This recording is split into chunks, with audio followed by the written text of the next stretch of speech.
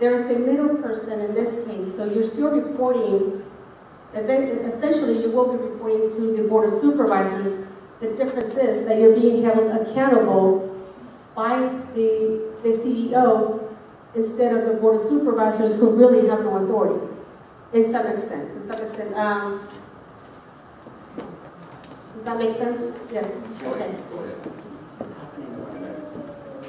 So what's happening around several counties within in California, where the department head reports to a county executive officer instead of reporting to the Board of Supervisors. So meaning the director of Parks and Rec reports to the CEO. Okay, well let me... And not the Board of Supervisors. Right. So do you support this concept? Why or why not? And this is a big issue going on in the state of California. Okay, well, I can't speak to what's going on in that, wherever that place is, but I can speak to what's going on in the city that I serve. Okay. We have a city manager, our police chief reports to him. Okay? The city manager reports to the council. We hold him accountable. Okay? He runs all the department heads. Okay? Now, that's as far as I can go with it. Thank you. I think, I wish I could rephrase it, but you know, it's sometimes difficult. Essentially, this is a concept that may be asked to be implemented or considered in our county, and I think that's why the question came about. That said, let's see, question number 5, I'm getting myself lost. Yes, Ms. Perez, you're next. Okay, thank you. I think what you're asking is, should there be a conduit between county department heads and the Board of Supervisors? Is that correct? Okay. Yes. You know, I believe that the Board of Supervisors is there to adequately investigate and determine the effectiveness, efficiency, and the issues as it relates to county departments. And so, to me, the county department heads should be directly responsible and directly answerable to the Board of Supervisors. My concern with that position would be that a conduit I'm not sure how they would get that position, whether they would be appointed by the Board of Supervisors or be elected from the community, but that certainly is a tremendous amount of power invested into one individual. And it seems to me that a board is there to have 5 diverse views and perspectives in order to question and challenge the position of county departments and county department heads to ensure that they're doing their job adequately, that they are cutting waste and fraud from their departments, and that they are providing a good and the highest level of service they can for the budget that they have. And so, without knowing more, I would have to say in general, I would not support that as a concept, because I believe it is the job of the Board of Supervisors as a body, all 5, to use their different perspectives, life experience, to challenge and hold accountable the department heads. Thank you, Ms. Perez. Supervisor Go, you're next. Would you like me to repeat the question? Thank you. I think I understand it. So the question really is, do we have a CAO model or a CEO model? And that question has been wrestled with in many county agencies. We currently have a CAO model where John Nyland, who's the Chief Administrative Officer, reports directly to the board, and department heads, many of them report directly to us. In concept, it would sound great to give away maybe some of our responsibilities, or to have everything filter through one person. We have over 30 departments, a budget of $2.3 billion, over that actually, and over 8,000 employees to manage.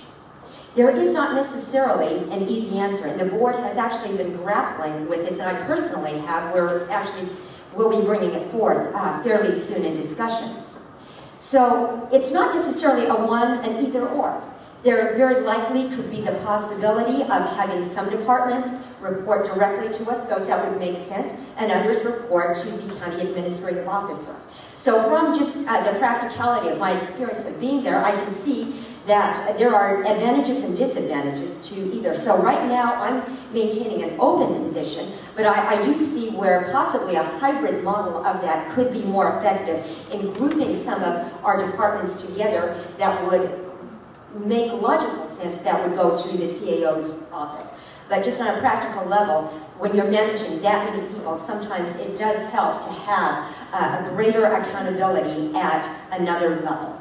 So it's just a very practical execution that we're working through right now, and a hybrid could be considered, or we could go with one or the other. The important thing, though, is that we hold people accountable and we provide the services that you all need. That is the key in maximizing what our employees are doing, what we're doing with our budget. It's making sure that whatever system we set up, that it's working effectively.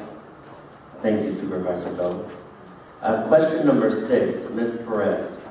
Kern County's unemployment rate is well above the state's and almost double the national average unemployment rate. What could be done to enhance Kern County's economic development and create local jobs? Great question. The Central Valley on the whole has some of the worst unemployment rates that we see in California and throughout the United States. Kern County, as Mayor Tarver indicated, in places like Garvin and Lamont, we have 40% unemployment rates, and some other places 20% unemployment rate. Serious issue? Absolutely. I think we need to do two things.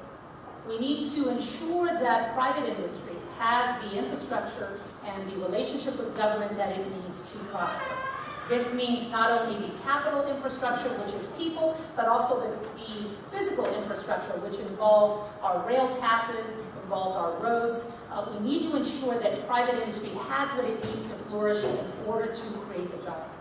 I believe that a stable and successful community starts with strong and independent families who are working and who are caring for themselves, who are building independence financially, and are not relying on others or the government to care for themselves.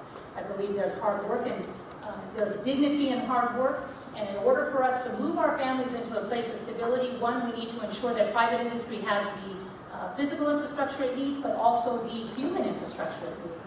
Kern County has, as the #1 issue in our economic development, is workforce quality. We need to ensure that organizations like MAOF and others have what they need to provide the training to the community to advance our young people, people who have maybe stepped off the beaten path and have made some mistakes and need to get back into the mainstream. We need to ensure they have the training, the ability to plug back into the economic success of this community. So it's part regulatory, but we need to be very assertive in establishing a regional economic plan that ties in where our job sector growth is, the training, and the infrastructure pieces that private industry needs to succeed. Because all of those pieces on a regional basis, addressing transportation, childcare needs, that can move us to a place of stability. But we have to be assertive about it. I'm committed to that. Thank you, Ms. Perez. Now we're going to go ahead and move on to Mayor Tarver. Okay, thank you very much. Well, out in the city of Garvin, I've used the experience that I have out there. About 4 years ago, we'd already kind of looked at that thing. The unemployment rate was, out of the sky. But anyway, we started networking with Tahoma. We implemented a program where we use our buses to take folks from the city out to work there. We've been doing that for probably 3 years now, and it's worked out very, very well. The other part of that is that we have a field that is in our community where they graduate students in English and teach them a trade, in technology, energy, and those sorts of things. And David Buren is doing a good job over there. He's probably graduated maybe over 1,000 folks out there, and that's really a plus. But it gives people the opportunity to have the tools to get the modern day jobs that are coming into place now, because everything's about going technology and solar and that type of thing. We focus very hardly on IKEA and Tahoma, because we know pretty much that is going to be a huge work base for a lot of people. So we've already started putting instruction in and sending those folks out there to work, build a parking ride. We were in the process of building 2 parking rides, and also the folks from Lamont also get on that bus as well. But the redevelopment agency kind of went